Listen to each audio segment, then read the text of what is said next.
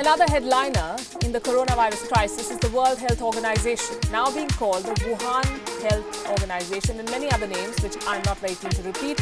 Suffice to say, the WHO's loopholes have been exposed. And one of the biggest chinks in its armor, no pun intended, is its response to Taiwan. Taiwan is one of the success stories. The world is quoting Taiwan's example, but the WHO is not. Far from applauding it, the World Health Organization does not even recognize it.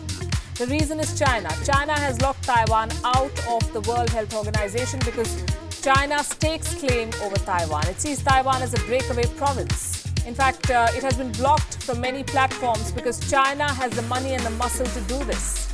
Even in this pandemic, Taiwan is excluded from emergency meetings at the WHO. In fact, perhaps because of this lack of access, Taiwan has been ahead of the curve. Taiwan was the first to alert the WHO about this outbreak. It had sent the first warning in December itself. It said that there was a human-to-human transmission, but the warnings were ignored. The Taiwanese government says the WHO's China bias made it blind to the Taiwanese government cites its successes in controlling the outbreak, and it wants to contribute to the global effort.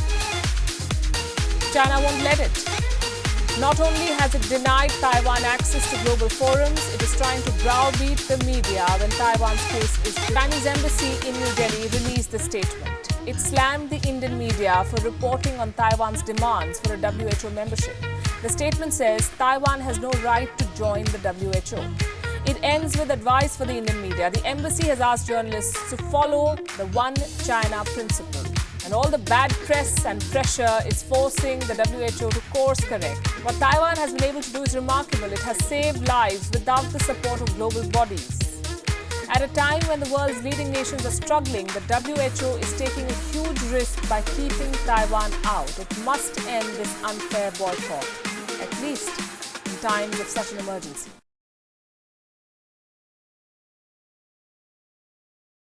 Would the WHO consider Taiwan's membership?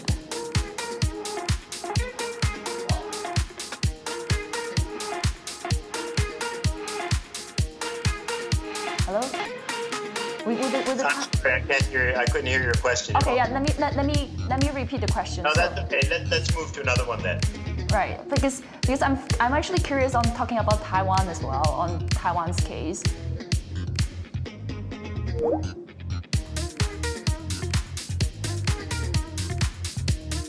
We decided to give Dr. Aylward another call to follow up. And I just want to see if you can comment a bit on how Taiwan has done so far in terms of containing the virus. Well, we've already talked about China, and when you look across all the different areas of China, they've actually all done quite a good job. So with that, I'd like to thank you very much for inviting us to participate, and good luck as you go forward with the battle in Hong Kong.